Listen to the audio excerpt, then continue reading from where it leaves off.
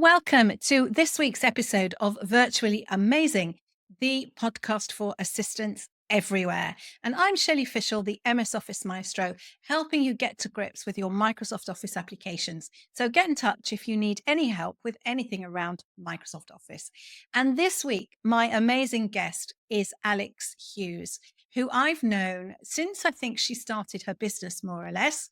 And we've been chatting in one way or another ever since. And Alex runs Auxilium Admin. And as usual, listeners, I have my crib sheet. So I'm going to crib because you never know. I don't want to forget something important. So Alex founded Auxilium back in 2017.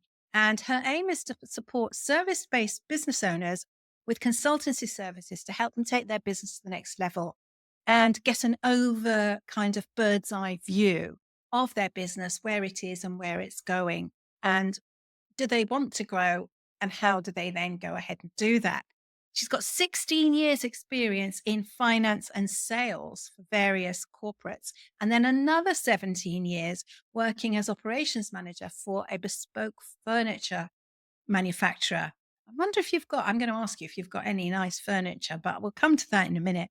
And this has enabled her to see the bigger picture of how a business is run and help other people to do that too. And her passion is to help SMEs get started on their sustainability journey. This is a relatively new thing, but Alex is passionate about being green and sustainable and wants to help other businesses do that too. And she's even gained a silver CSRA accreditation. And you can tell me what that means when we start to chat. And Auxilium Sustainability Services help SMEs realize what impacts they're making and how they can use them to attract like-minded clients. And we all want to work with people that share our values. So that is a brilliant thing. So Alex, what did I miss? Well, I have to pull you up on the Auxilium admin because it is correct, but that's what I started life as, and that's how we met when I was more of a VA in that point doing projects. But probably about 4 or 5 years ago, I switched names and I called it Auxilium Business Consulting purely because I wasn't really doing the VA work. I was now doing more projects and operations management, but I did start life as Auxilium admin. No, you're absolutely right. And even on my piece of paper, it says business consulting. So that's But you slap on remember the me. wrist. A slap on the wrist to me to be up to date. So how's that kind of journey? Has that been a planned trajectory, or has that been kind of just being adaptable and agile and managing to see what's coming and go with it, and then working out what you really enjoy? A little bit of both, but if I give the listeners a background to me, so I left school having done 3A levels of geography, economics, and maths. And in those days, we had careers advisors and they told me to go into finance. So off I tootled to Lloyd's Bank as a management trainee for a couple of years. And the person that was my boss at the time said, you really need to move on to something else in finance. And I managed to get a job in international banking for a bank that doesn't exist anymore. So it's been taken over several times. So it was called Chemical Bank. It's an American bank. It's now JP Morgan Chase. So I was in their back office, front office. I was foreign exchange trading in money markets as well and a corporate trader. That was very, very long hours. And so I switched over to Reuters, which is now called Thomson Reuters. So I was selling their dealing equipment and software back into the dealing rooms. And they offered, when they merged and became Thomson Reuters, people to have voluntary redundancy. And at that time, I had 2 little girls and the hours I was working was just horrendous. So I took voluntary redundancy. And in about 2 months, I was helping a friend of a friend and working for the furniture manufacturers that you mentioned, bespoke furniture manufacturers, and they were making beautiful furniture for the likes of the Foreign and Commonwealth Office and all that sort of thing. And they needed a massive, great big spreadsheet put together. So that's how I started. 17 years later, I had put all their procedures and processes in place and was their operations manager, if you like, wearing lots and lots of hats. So at the end of that and getting that all in place, was a time when a lot of people were starting businesses online and working from home and all things like that, which we know about now. And somebody was asking me to help them. And I thought, can make a business out of doing this. So I ran it in tandem with Opus and they all knew about it. And in 2017, Auxilium Admin was born, started doing more sort of project work. And then a couple of years later, I switched to Auxilium Business Consulting taking a helicopter view of people's businesses and seeing where the gaps were and making sure the procedures and processes were all put in place. And then back in 2020 was when I wove CSR into it, having done a course, having taken the training with CSRA. They're an accreditation body, just like B Corp. If your listeners know B Corp, this one is a UK-based one. And then I got the silver accreditation for my business and now help others to do the same. Wow, what a journey. Sounds quite exciting in the early years, but incredibly It long was. hours. It was. Incredibly long hours. Yes, that's just absolutely amazing. So obviously your banking experience, and you're obviously good at maths and economics, clearly. So that helped you in your banking career, and it must have also helped when you moved into the furniture business and then into your own business, because you knew what needed to be in place, I presume.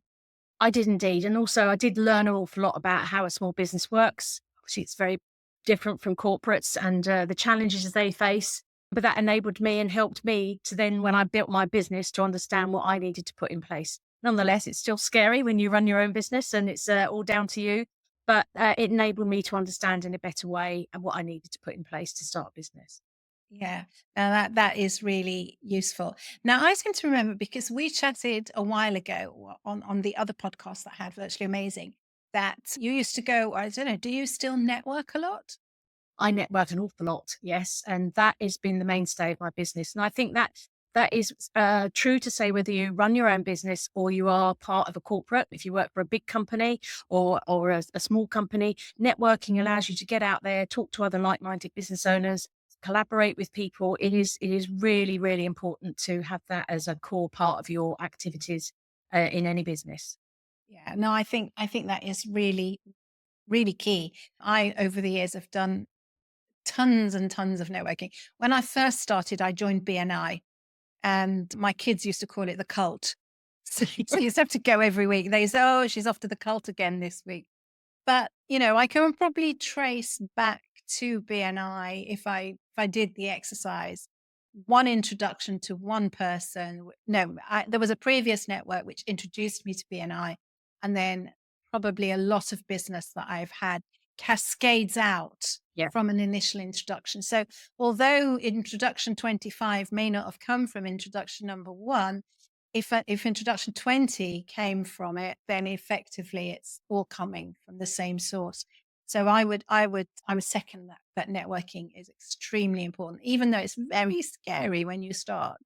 it is. I truly believe, done correctly, it's the marketing bridge to your business. Because if you've explained correctly what you do to someone, they remember what you do. Then when they've got someone to refer back to you, that first introduction part is easy because they've kind of done the work for you, if you like. Yeah, absolutely. Absolutely. So where did the sustainability bit come in? When did you suddenly become so enamored of sustainability to want to incorporate that into your business model? Well, it was during COVID and I was searching for some training to do and I was interested in sustainability and I came across CSRA. It's run by a gentleman called Richard Collins. It's based in Buckinghamshire and he was in his early days of starting his business and he was running a training course. And I thought, I want to find out more about this because I was interested about sustainability for myself, but I wanted to understand what it meant for my business and what I needed to do to make my business sustainable. So I went on his course and it was so informative and so simply put across that it made it obvious for me to involve it in my business. They use four pillars called environment, community, workplace, and philanthropy. And you use those four pillars in order to collate your evidence. And I did that and I put forward an accreditation and I was awarded a silver accreditation for my business. And I thought, gosh, if I can do this, everybody else can. I need to spread this far and wide with small business owners because they are doing so much and making so many impacts, but they're not pulling it all together and showcasing it to the world, which they should be doing. So Yeah, then I decided to make sure that I was sharing that with all my clients. that's amazing. So what impact does the sustainability piece have? What you talk about impact. When you do that, can you unpack that for us? What do you mean by impact? What impact are you having, or what are you not doing that you were doing before, sort of thing? Well, with my clients, I'm helping them showcase their sustainability that they're not showing to everyone. Number one, because they're a little bit concerned about, are they going to be greenwashing? What should I say? What can I say? What can't I say? but also it helps them to collaborate with clients, gain new business, save money, cost savings, etc. And for me, it was about making sure that I was also doing a similar thing and that I was showcasing to everybody else. I can't work with people on sustainability if I haven't done it myself. I have to have done that baseline myself. Yeah. Gives me a really good understanding of what I can do, what my clients can do, and how we can work together to make them showcase, and also to help them build up champions in their business. You might Some businesses will look at sustainability and they will give it to a member of staff. So it might be someone who's doing their health and safety, their marketing, their sales, all that sort of thing. And basically that person doesn't really know enough about it and they need support. So if I can go in and support that person with that role, then they can showcase to everybody else what they're doing. So when if I want to make my business sustainable, for example, what does that mean for my business? And what does that mean for the environment? What impact would that have? I mean, would it be down to different types of hardware that I might buy this instead of that, or, take my own bags to the supermarket sort of thing? I mean, what does It it can be actually a whole mean? host of things. If I just go back to the 4 pillars, so environment is what your business depends on. So it might be your LED lighting, it might be your utilities, all those sorts of things. What sorts of things are you using? In the workplace, it might be your activities. Are you working from home? What sort of policies have you got in place? What sort of processes? The community, it might go down to how you operate with other people within your community and how you help them. Are you educating them? And then the philanthropy side might be, are you donating money? Are you doing any pro bono work? Are you giving your time and money? So you have a look at all these different areas and see what you're doing. And then you pull that all together in what I would call a roadmap in order to then give yourself a basic framework. And then you start working from there. Okay, that's absolutely fascinating. So what steps, if we have many virtual assistants who will be listeners, who are all small businesses, effectively, they're all solo, or they may have a small team or small agency. So what steps can they take to get started on their sustainability journey? What do they need to do?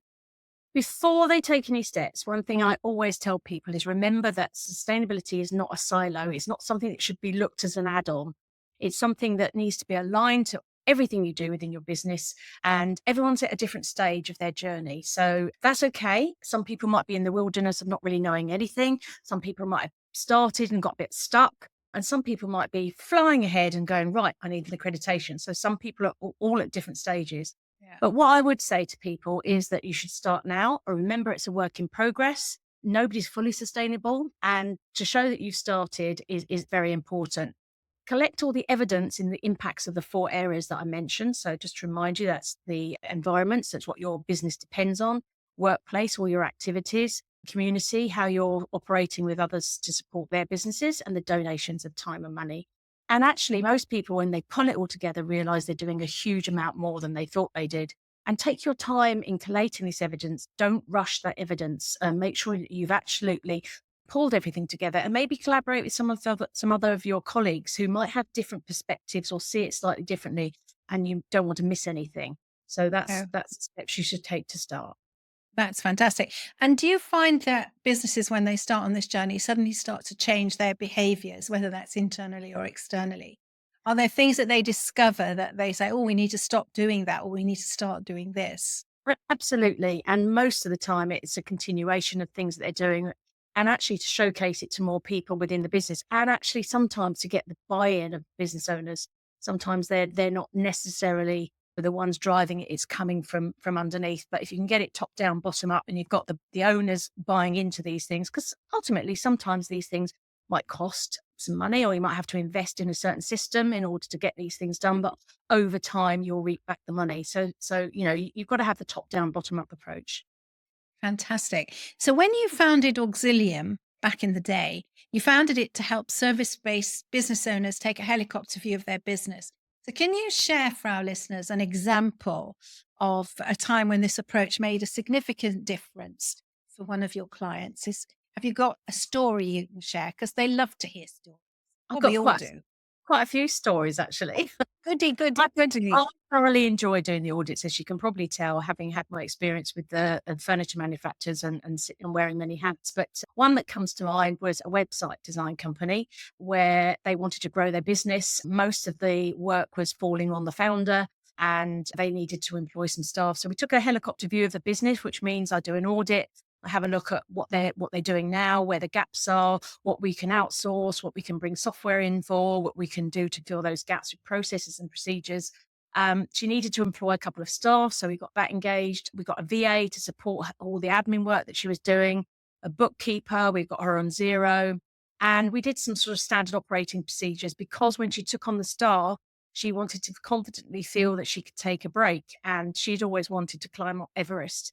And she was able to, once all this got put in place, able to take 2 months out of the business, knowing full well that everything was running in the background. So once we put all this in place, she felt secure, and she's now taken on 2 extra staff as a result.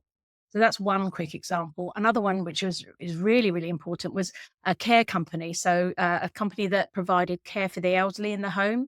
So it was run by her mother, who was a nurse, and she just fell into working with her mum. She was the operations manager, and her mum wanted to retire, and Oh, she ended up realizing she was going to take on all this work and got very, very overwhelmed. So I gave her a clearer picture of what was in place, and we found somebody from the care industry who was a VA who understood both the VA side and the care industry. We put really secure standard operating procedures in place for all the caregivers and everybody else in the business. And then she managed to delegate to other managers. And then she then had a clear role of what her operations role was supposed to be. And then her mum was able to retire, and she's taken over. So, without that structure and framework put in place, she was feeling very overwhelmed and couldn't see the wood for the trees, if you like. So that was really beneficial to her. oh, that's amazing. I like both of those stories. And it does show how important having those procedures are, especially if you're dealing with employing other people, because you need to know what your responsibilities are and they need to know what theirs are and also what standard you're working to and that all of that kind of element too. Absolutely. And then there's no problem with, misunderstanding or anything. Everybody follows it. I also had another example where I worked for an accountant where they had a very confusing pricing policy. So we went through all the pricing and put a proper matrix together because that was enabled her to onboard people properly and then give them the right package and then upsell her products, which she couldn't do before. So these audits do sort of reveal all sorts of different things in different markets, but ultimately solve a problem and enable people to, I guess, move on and delegate. And what's that phrase they say? Do what you do best and outsource the rest. I think that's. Yes. Yeah, absolutely. Do what you do best. So as I was talking to Kathy Salisbury, she said we were talking about taglines. And she said, because I suddenly just started saying virtually amazing assistants, the podcast for assistants everywhere. It kind of just rolled off my tongue one day and it stuck. And she said hers, a friend said to her once they were in a coffee shop, outsource everything except your brilliance. And that's her tagline. And I think that's exactly that. And we all start our businesses in order to do the thing that we do best, because that's what we enjoy doing. And then gradually, as it grows, all this other stuff kind of creeps in that has to be done. Yeah, And so you do need to know what those things are and have a way of dealing with them. That's definitely. amazing. So, Alex, have you got any tips for our listeners that they can apply to their own journeys, whether that's in their helicopter business kind of journey or their sustainability or both? Well, I was referring really to the CSR journey because that is fundamental as far as I'm Yeah. concerned for any business these days. And I think if you are at the beginning of that journey and you're kind of a little bit not sure where to start, what I would suggest you do is research sustainability around your company and around your industry that you're in and try and get a perspective on the status of your CSR, where you are right now, and then you know where you can build from. Look at future plans. Maybe look at any industry specific issues regarding sustainability. And sometimes look at things that you as a business can't do. So you may, for example, not own the property that you're in. So therefore, if you were thinking about solar panels or EV chargers, you couldn't necessarily put those on the building because the building isn't yours. And then look at those 4 pillars. I'll just repeat that again. So it's environment, which is what you depend on for your business. the workplace, all the activities and the processes and procedures, your community, how you operate to support others around you. That might be also employing people for apprenticeships or internships or things like that. And then the philanthropic area, that's a difficult word, isn't it? The don't of time and money. So take a look at those and build yourself a roadmap. So that was me, my first top tip. And then secondly, build up champions within your business. It might be colleagues you know or you don't know, or other people in other departments. Build a sort of CSR team, if you like, so that you can cross fertilize, increase your knowledge and your focus within your business, and then make sure this is, as I mentioned earlier, driven top down, bottom up within the business, because you have to have the buy-in. And then the last tip is to collaborate not only within your business, but also your clients, your suppliers, your stakeholders. Once you start having a CSR or a sustainability conversation with them and start asking, you'll be really, really surprised what they want to talk about and how they want to collaborate with you. You can ask them what they're doing. And this is really, really powerful. This can end up being things like new products and services from the ideas that you come up with. So those are the discussions I think people should be having, and things they should be doing in order to start building their journey and building their confidence in the sustainability field for their business. That's fantastic. Alex, it's been really, really illuminating learning about sustainability in business. And I'm going to go and do a bit of research myself when we come off of here. We can't put solar panels on the roof of our building because I live in a block of flats and we are 12 stories. And sadly, the roof belongs to the top floor. And unless they decide that they are agreeable for the building as a whole to put the solar panels on there, we can't do it. And the owner lives abroad and they rent out the penthouse. So we're stuck with no solar panels, which is really annoying. And in the apartment I used to live in many, many years ago when I lived here as a child, here in Israel, we have sunshine 9, 10 months of the year. So it's even today, it's 23 degrees outside, which is crazy for January, the whatever, 14th it is today. So it will get cold and rainy next month. February is the worst month. But we used to have our hot water heaters would be a big boiler and it would sit on the roof and the sun would heat the water and you hardly ever had to put your electric immersion on. And this is even 40 years ago because the sun got your hot water hot. But when you live in a taller building above 4 stories, you can't have those because the roof can't take the weight of all of those for every apartment. So it's really annoying. There are things that we'd like to do that we just can't do. Uh, Yeah, really, Even really. showcase telling people that, I've thought about this, but I can't do it. You still Yeah, got to sort of push things down too. yeah, absolutely. Well, thank you ever so much for being my amazing guest, Alex. Alex Hughes has been the guest on Virtually Amazing Assistants, the podcast for assistants everywhere. And I'm Shelley Fishel, the Microsoft Office Maestro. And I'll see you on next week's episode with another guest.